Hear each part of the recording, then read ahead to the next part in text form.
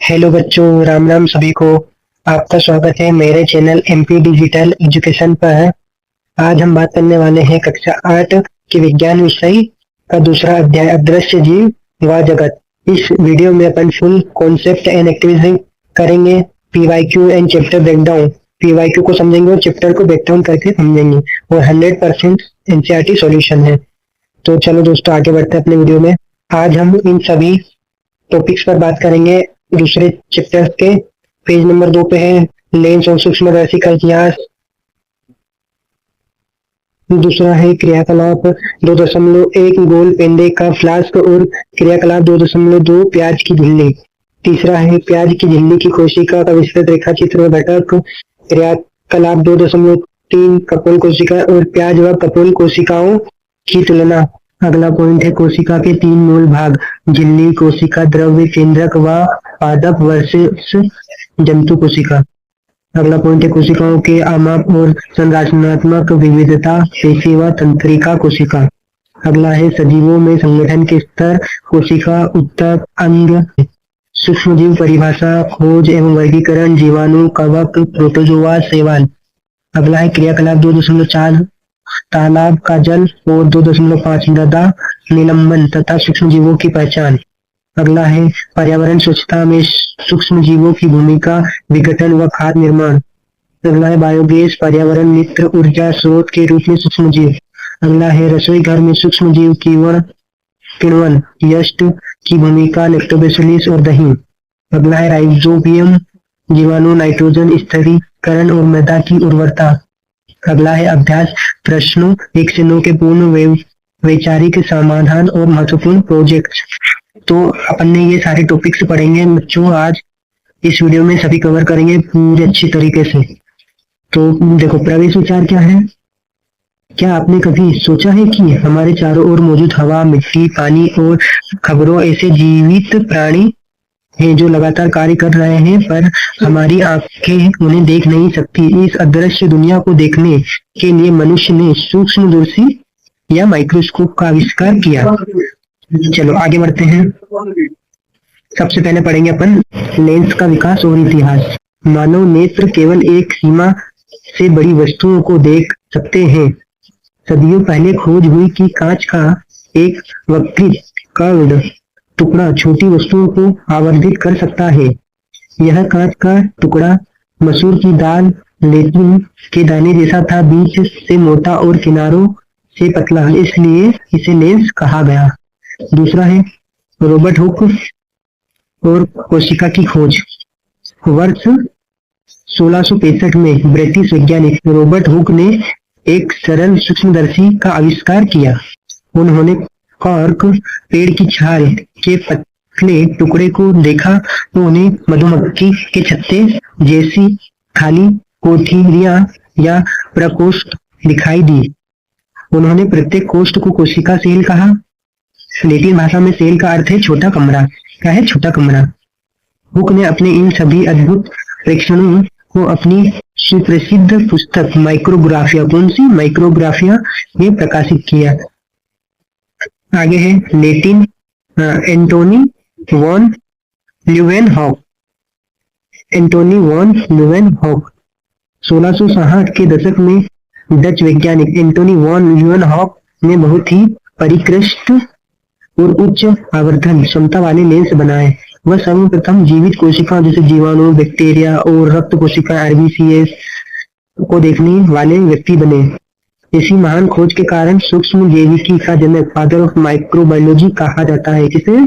Antony von Leeuwenhoek को। चलो याद रखें टॉपर स्टिक क्या है। रॉबर्ट हुक ने जो कोशिकाएं देखी वे मृत कोशिकाएं थी। कौन सी? Dead cells. ल्यूवेनहॉक ने पहली बार जीवित कोशिकाओं का अवलोकन किया था। चलो आगे बढ़ते हैं। क्रियाकलाप 2.1 पानी से भरा फ्लास्क। उद्देश्य जल से भरे गोल फ्लास्क की आवर्धन क्षमता की जांच करना। विधि क्या है? एक गोल पेंडे वाले फ्लास्क को पानी से भरें, इसे किसी खुली पुस्तक के अक्षरों के ऊपर रखें। प्रेक्षण या ऑब्जर्वेशन, अक्षर बहुत बड़े दिखाई देते हैं। क्या देते हैं? अक्षर बहुत बड़े दिखाई देंगे। निष्कर्ष, पानी से भरा गोल फ्लास्क एक उत्तल आवर्धन लेंस, मैग्नीफाइंग लेंस की भांति कार्य करता है, जो प्रकाश किरणों को मोड़ता है ना। अब है क्रियाकलाप 2.2, प्याज की झिल्ली की कोशिकाओं का अध्ययन। यह कोशिका विज्ञान साइटोलॉजी का सबसे आधारभूत प्रयोग है। इसके मुख्य चरण निम्नलिखित है। प्याज को काटना, भीतर परत से पतली झिल्ली चिमटी से निकालना, फिर सनफ्रेनिन लाल रंग से 30 सेकेंड अभिरंजित करना, पानी से अतिरिक्त रंग धोना, स्लाइड पर रखकर ग्लिसरीन की बूंद डालना, सुई की मदद से 45 डिग्री पर कवर स्लिप रखना। अति महत्वपूर्ण वैज्ञानिक कारण क्या है? सेफ्रेनिन क्यों डालते हैं? ताकि रंगहीन कोशिकाएं गुलाबी रंग लेकर सूक्ष्मदर्शी के नीचे स्पष्ट दिखाई दे, है ना। कंट्रास्ट बढ़ाने हेतु ग्लिसरीन क्यों डालते हैं? ताकि कोशिकाएं सूखे नहीं और स्पष्ट बनी रहे। कवर स्लिप को 45 डिग्री के कोण पर धीरे से क्यों रखते हैं? ताकि वायु के बुलबुले एयर्स बबल्स अंदर न फंसे। अगला टॉपिक है प्याज की झिल्ली की सूक्ष्मदर्शीय संरचना। जब हम स्लाइड को सूक्ष्मदर्शी के नीचे देखते हैं तो हमें ईंटों से बनी दीवार जैसी सघन आयताकार संरचनाएं दिखाई देती हैं। ये पादप कोशिकाएं हैं। तो आप देख सकते हैं इसके बीच में होता है केंद्रक और कोशिका भित्ति यानी सेल वॉल। ये होता है केंद्रक और ये होता है सेल वॉल। चलो अगला पॉइंट है मुख्य अवलोकित लक्षण। कोशिका भित्ति बाहरी मोटी सुरक्षात्मक परत जो पादप कोशिकाओं को निश्चित ढांचा व दृढ़ता प्रदान करती है। केंद्रक प्रत्येक कोशिका में एक छोटा गाढ़ा बिंदु समान गोल संरचना।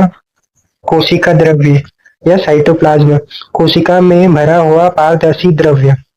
अब तो ऊपर विचार क्या है? जैसे ईंटों की दीवार में एक एक ईंट व्यवस्थित होकर बड़ी दीवार बनाती है, वैसे ही प्याज की कोशिकाएं सघन रूप से मिलकर पूरी झिल्ली का निर्माण करती है। चलो अगला टॉपिक है अपना क्रियाकलाप 2.3 मानव कपोल।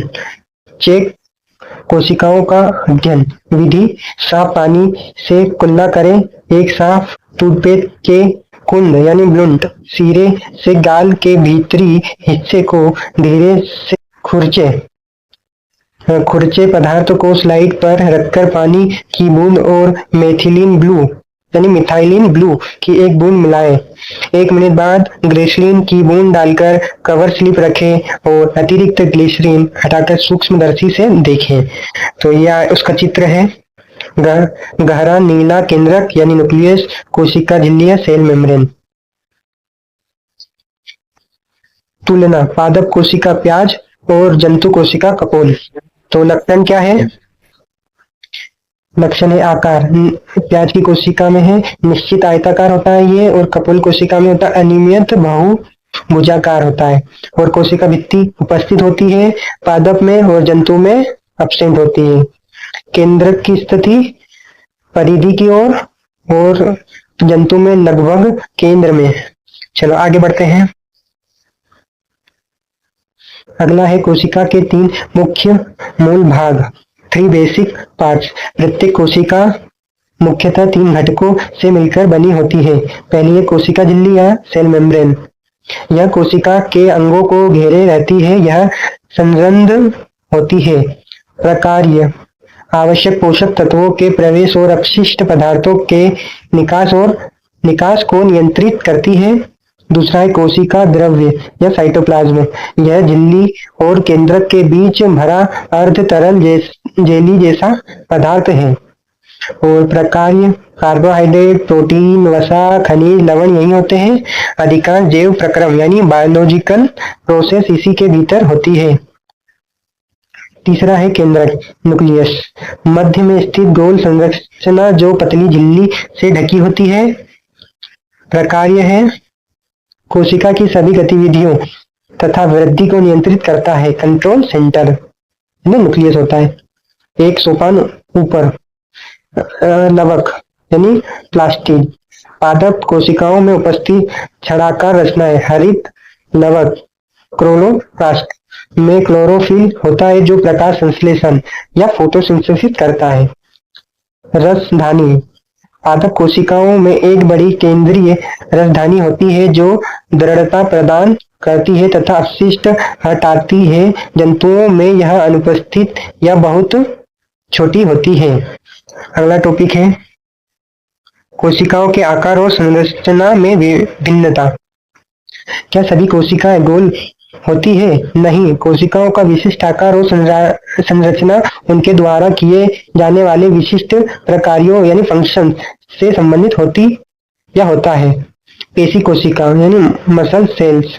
संरचना तरकुरूपी, सिरों से पतली और बीच से मोटी लचीली। प्रकार्य संकुचन और शिथिलन द्वारा गति और भोजन को धकेलना संभव बनाती है, जैसे आमाशय की दीवारों में। खा है तंत्रिका कोशिका, न्यूरॉन यानी नर्व सेल। संरचना बहुत लंबी और शाखित। प्रकार्य शरीर के विभिन्न भागों से मस्तिष्क तक और मस्तिष्क से अंगों तक संदेशों को अत्यंत तीव्रता से पहुंचाती है। कौन? तंत्रिका कोशिका। अगला है पादप परिवहन नलिकाएं। पादप परिवहन नलिकाएं। संरचना लंबी नलिकाकार नलियां जैसे जाइलम वाहिकाएं। प्रकार्य मिट्टी से अवशोषित जल व खनिजों को पूरे पौधे पत्तियों तक पहुंचाना। अब ये है अपनी पेशी कोशिका और ये है तंत्रिका कोशिका का चित्र, मानव शरीर की विशिष्ट कोशिकाएं। अगला है अपना सजीवों के शरीर में संगठन के स्तर। जटिल जीवों का शरीर अत्यंत सुनियोजित ढंग से संगठित होता है। यह पदानुक्रमांक इस प्रकार है। पहला है कोशिका, जीवन की सबसे मूलभूत संरचनात्मक और क्रियात्मक इकाई। उदाहरण एकल पेशी कोशिका और ऊतक यानी टिश्यू।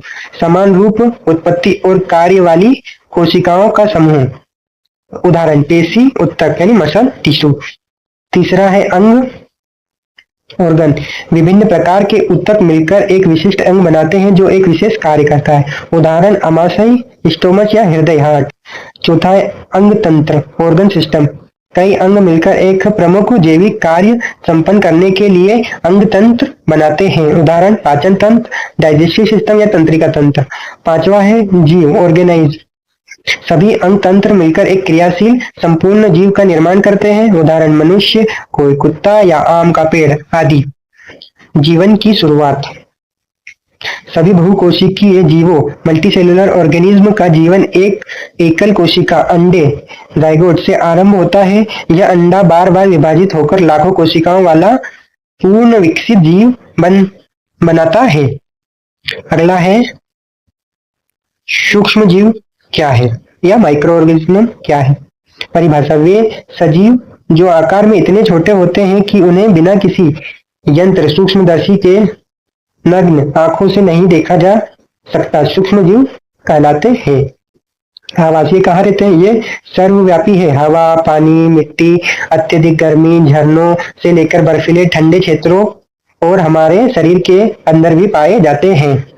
सूक्ष्म जीवों के चार मुख्य वर्ग, 4 मेजर क्लासेस सूक्ष्म जीव माइक्रो ऑर्गेनिज्म। पहला है जीवाणु बैक्टीरिया। ये होते हैं एक कोशिकीय, सुस्पष्ट केंद्रक झिल्ली का अभाव, केंद्र का भाव पाया जाता है। आकृति सर्पिलाकार, छड़ाकार, गोलाकार या कामा आकार के कवक फंगी। पर्णहरित रहित बिना क्लोरोफिल के मृतोपजीवी या परजीवी। उदाहरण यस्ट एक कोशिकीय, ब्रेड मोल्ड, फफूंद बहुकोशिकीय, प्रोटोजोआ। एक कोशिकीय होते हैं गतिशील और मुख्यतः जल में पाए जाने वाले जीव। और उदाहरण अमीबा अनियमित आकार, पैरामेशियम चप्पल जैसी आकृति होती है। चौथा है शैवाल या एल्गी। पर्णहरित युक्ति स्वपोषी जलीय पौधे जैसे जीव होते हैं। उदाहरण स्पाइरुलाइना, क्लोरेला या डाइटम। क्या आपके संज्ञान में है विषाणु, वायरस? विषाणु अत्यधिक सूक्ष्म व अकोशिकीय असेलुलर होते हैं। ये तब तक निर्जीव रहते हैं जब तक किसी जीवित कोशिका या होस्ट में प्रवेश नहीं कर जाते। जीवित कोशिका में प्रवेश करते ही ये तीव्रता से गुणन करने लगते हैं और रोग फैलाते हैं। अगला प्रश्न है अगला क्रियाकलाप 2.4 तालाब या ठहरे हुए जल का प्रेषण विधि। एक तालाब या पोखर से जल का नमूना लें, स्लाइड पर एक बूंद डालकर कवर स्लिप लगाएं और सूक्ष्मदर्शी के नीचे देखें। फ्रिक्शन, आपको छोटे छोटे तैरते हुए और चलते हुए जीव दिखाई देंगे। क्रियाकलाप 2.5 मृदा निलंबन सॉइल सस्पेंशन का प्रेषण विधि। बगीचे से थोड़ी नम मिट्टी लें, इसे बीकर में पानी के साथ मिलाकर अच्छी तरह हिलाएं। मिट्टी के भारी कणों को नीचे बैठने दें, ड्रॉप की मदद से ऊपर स्वच्छ पानी की एक बूंद स्लाइड पर रखकर देखें। फिर फ्रिक्शन, तालाब के पानी की तरह ही मिट्टी के पानी में भी अत्यंत सूक्ष्म और गतिशील जीव नजर आते हैं। अगला है प्रेक्षण सूक्ष्म जीवों का विवरण तालिका। ये इधर सारे सूक्ष्म जीव है और उधर इनको वर्गीकरण करा है और ये विशेष लक्षण है। तो अमीबा का कौन सा है? प्रोटोजोआ। एक एकल कोशिकीय अनियमित आकार, फुटपाथ में गति, पैरामेशियम है प्रोटोजोआ। एक एकल कोशिका चप्पल जैसी आकृति, सीलिया छोटे बालों से गति। ये सारे आपको पढ़ा दिया ऊपर मैंने। चलो आगे चलते हैं। अगला प्रश्न है पर्यावरण स्वच्छता में सूक्ष्म जीवों का योगदान। सूक्ष्म जीव पृथ्वी के प्राकृतिक सफाई कर्मी हैं। वे निम्नलिखित प्रक्रमों से पर्यावरण को स्वच्छ और उपजाऊ बनाते हैं। विघटन डिकम्पोजिशन, जब पत्तियां गिरती है या कोई जंतु मर जाता है तो मिट्टी में उपस्थित जीवाणु और कवक उनके जटिल कार्बन पदार्थों पर क्रिया करते हैं। वे इन जटिल पदार्थों को सरल पोषक तत्वों में जोड़ते हैं और वापस मिट्टी में चले जाते हैं। इस प्रक्रिया को अपघटन या विघटन कहते हैं। क्या कहते हैं? अपघटन या विघटन कहते हैं। क्रियाकलाप 2.7 प्राकृतिक खाद का निर्माण। मिट्टी के एक मात्र में फलों और सब्जियों के छिलके डालें, उसे मिट्टी से ढक दें और हल्का पानी छिड़कें। 2-3 सप्ताह बाद सामग्री गहरे भूरे काले रंग में पाउडर जैसी खाद में बदल जाती है। वैज्ञानिक कारण, मिट्टी के जीवाणु ने पादप कचरे को विघटित कर समुद्र जैविक खाद कंपोस्ट बना दिया जो मिट्टी की उर्वरता बढ़ाती है। अगला टॉपिक है वैज्ञानिक परिचय। आनंद मोहन चक्रवर्ती 1938 से 2020 तक वह एक सुप्रसिद्ध भारतीय अमेरिकी वैज्ञानिक थे। वर्ष 1971 में उन्होंने जीवाणु का एक ऐसा विशेष स्ट्रेन विकसित किया जो समुद्र में फैले तेल रिसाव को तेजी से विघटित कर समुद्री पर्यावरण को बचा सकता था। इस अविश्वसनीय सुपर बग को 1980 में पेटेंट अधिकार मिला। अगला टॉपिक है बायोगैस, कचरे से हरित ऊर्जा। कई जीवाणु और कवक ऑक्सीजन रहित एनेरोबिक अवायवीय वातावरण में जीवित रहते हैं। जब गोबर, रसोई के कचरे और घरेलू अपशिष्ट जल को बायोगैस डाइजेस्टर में डाला जाता है तो ये अवायवीय जीवाणु उनका अपघटन करते हैं। इस अपघटन प्रक्रिया के दौरान गैसों का एक ज्वलनशील मिश्रण उत्पन्न होता है जिसे बायोगैस गोबर गैस कहा जाता है। अगला है बायोगैस का संगठन या कंपोजिशन ऑफ बायोगैस। बायोगैस मुख्य रूप से दो प्रमुख गैसों का मिश्रण है। मीथेन CH4 अत्यधिक ज्वलनशील गैस लगभग 55% से 70%। कार्बन डाइऑक्साइड CO2 लगभग 30% से 45%। इसमें बहुत कम मात्रा में हाइड्रोजन और हाइड्रोजन सल्फाइड भी होते हैं। अगला टॉपिक है बायोगैस के विविध बहुआयामी लाभ। उत्कृष्ट ईंधन, खाना पकाने और तापमान हीटिंग के लिए धुआं रहित स्वच्छ ईंधन। बिजली उत्पादन, बायोगैस जनरेटर चलाकर ग्रामीण क्षेत्रों में बिजली का निर्माण। जैविक खाद, गैस बनने के बाद जो अपशिष्ट बचता है वह नाइट्रोजन और फास्फोरस से भरपूर सर्वोत्तम जैविक खाद का कार्य करता है। भारत में सबसे पहला बायोगैस संयंत्र 1850 के दशक के अंत में मुंबई में स्थापित किया गया था। अगला टॉपिक है यीस्ट, खमीर और बेकिंग उद्योग। यीस्ट एक कोशिकीय कवक या फंगस है जो गर्म और नम स्थितियों में बहुत तेजी से जनन करता है। जब हम मैदे में यीस्ट पाउडर या खमीर, चीनी और गुनगुना पानी मिलाकर गूंथते हैं तो यीस्ट शक्कर का उपभोग कर श्वसन करता है। अवायवीय श्वसन यानी किण्वन फर्मेंटेशन प्रक्रिया। इस प्रक्रिया में निकलने वाली कार्बन डाइऑक्साइड CO2 गैस के बुलबुले आटे में फंस जाते हैं और इसे फुला देते हैं, जिसे ब्रेड, भटूरे, केक और पेस्ट्री स्पंजी और नरम बनते हैं। अगला टॉपिक है लैक्टोबैसिलस और दही का जमना। क्रियाकलाप 2.9 गुनगुने दूध कटोरा में थोड़ा सा दही या जामुन मिलाकर ढक दे। ठंडे दूध कटोरा में भी ऐसा ही करें। प्रेक्षण गुनगुना दूध दही में बदल जाता है जबकि ठंडा दूध वैसा ही रहता है।